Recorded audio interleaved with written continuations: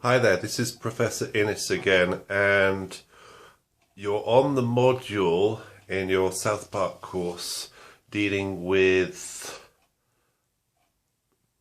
informal fallacies. Now, this is part of our discussion on the creation of arguments and looking at what is a valid argument or what is a sound argument, and all those arguments which we consider to be reasonable, unreasonable. And we notice in SouthPark they get lots of the laughs from their characters providing arguments which we know to be peculiar, odd, and somehow just not right. But as philosophers, we think to ourselves, well, what makes this argument not right? We can't just say it's not a right argument because that's an opinion. So we look at the arguments and think to ourselves, all right, well, what makes up this argument to be one which we can't accept? And in the SouthPark case, just, well, why is it so hilarious? Why is it funny? So the most of the arguments you're going to experience here are what we refer to as informal fallacies. They're often referred to as logical fallacies. Now, the problem about using the word logic with the word fallacy is that the fallacies are not logical. They lack logic. So we look at these fallacies and we think to ourselves, for example, of it being a bad argument, and think, well, what sort of fallacy is it? And what is a fallacy in the first place? So you're going to experience in the text that they're talking about lots of fallacies being used in SouthPark. And a fallacy it's not just a bad argument, but it's a bad argument dressed up to be a good argument. So it's the case, therefore, the person wants you to accept their position. For whatever reason. There could be a politician, it could be somebody you know, it could be just anybody. They want you to accept their position, their idea. They can't do that with good reason because it probably would not work. So they set up a fallacious argument to make their point.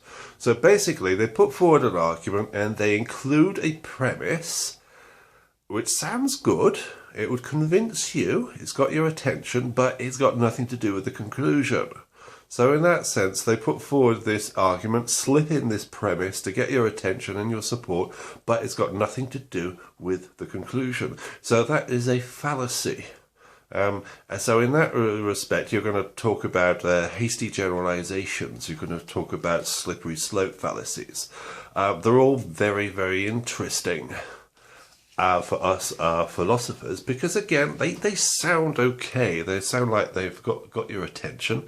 And yeah, I would accept that if I was, half asleep or had too much to drink or whatever, or going to vote in the next election, something like that. So, so in that respect, if we weren't paying attention, we would think this is a good argument, but we do pay attention in SouthPark, and we realise these arguments to be not acceptable. They are fallacies. So remember, in your discussion of fallacies, you define what is a fallacy, and a fallacy is a bad argument dressed up as a good one. The arguer slipped in a fallacy which has got your attention or even your admiration or support, but that premise has got nothing to do with the conclusion.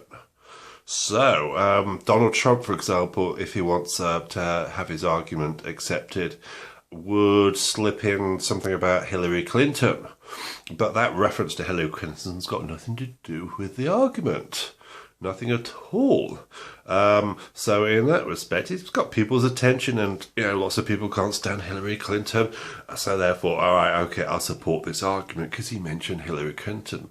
But she's got nothing to do with the conclusion. So we philosophers think to ourselves, they get people's attention, so it's something to study, it's something to be wary of. And in SouthPark, we look at them because they are funny.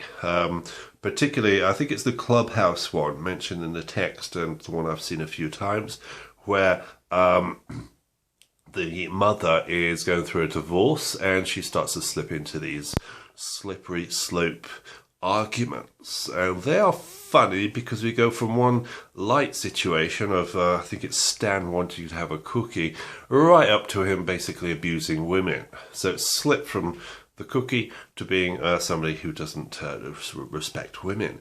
So it's a slippery slope. We think, okay, that's a funny argument, but again, it's a fallacious argument. So you're going to enjoy yourself by looking at these informal fallacies, again, often referred to as logical fallacies, but, bit of a misnomer because they are not logical at all.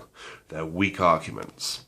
Right, so that's the informal fallacy. So also you're going to be just looking at arguments.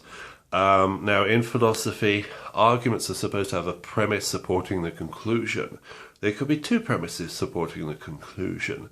So you're going to look through these different arguments and you're going to think to yourself, in philosophy I'm supposed to construct a good argument whereby the premise or premises support the conclusion. So you keep that in mind as a philosopher, but also keep it in mind when reading this book. Now if you spot that they've created a poor argument or weak argument, then you just let them know, or you write it down, or you state something, quite clearly, there's something wrong with this argument. It's not my opinion, it's just that the argument doesn't stand up on its own 2 feet. So we can do that in philosophy. We can critique arguments, not based upon opinion, but based upon the argument just not being supported, or the conclusion not being supported by the premises. So you're going to read about that as well, and also you're going to make a distinction between deductive and inductive arguments.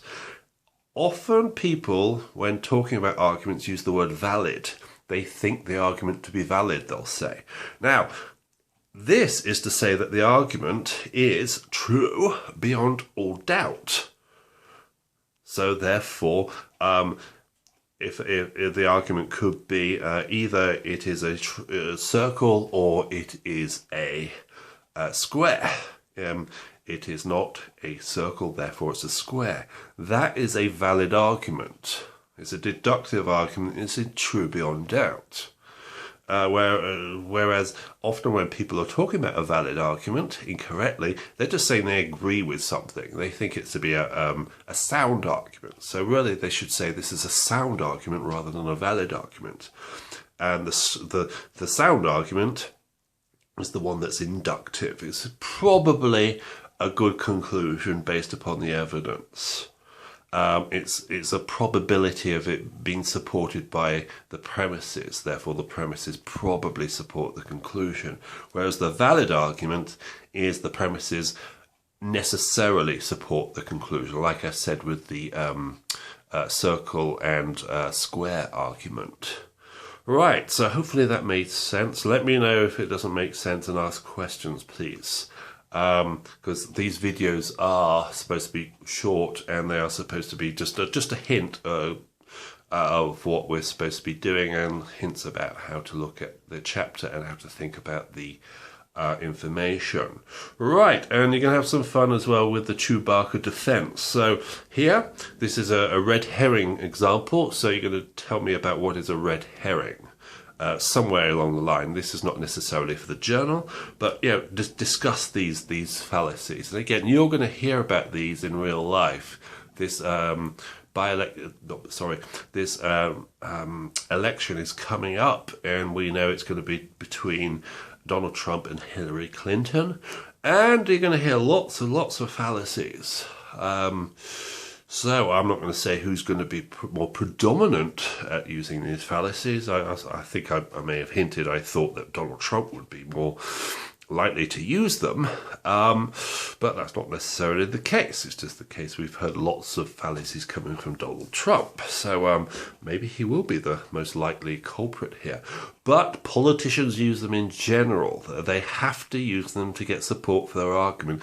If they put forward valid or sound arguments all the time, they would sound boring and maybe people wouldn't agree with them and would not support them. So they've got to dress up those arguments with as many premises slotted in there which have got nothing to do with the conclusion, but they make the argument sound attractive or, basically attractive to the electorate.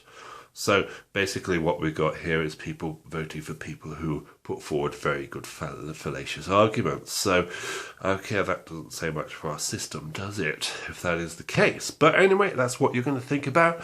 So you're going to apply your findings in SouthPark to the big wide world there afterwards. And that's what we do with these courses anyway. It's not just about SouthPark, it's about you understanding these arguments and how to see these arguments in the big wide world around us.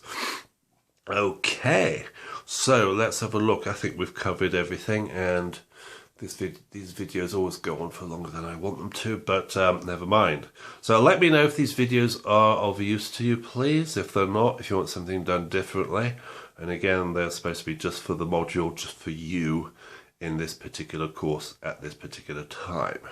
Right, so let me know, please. And good luck with the reading, and good luck with all the assignments.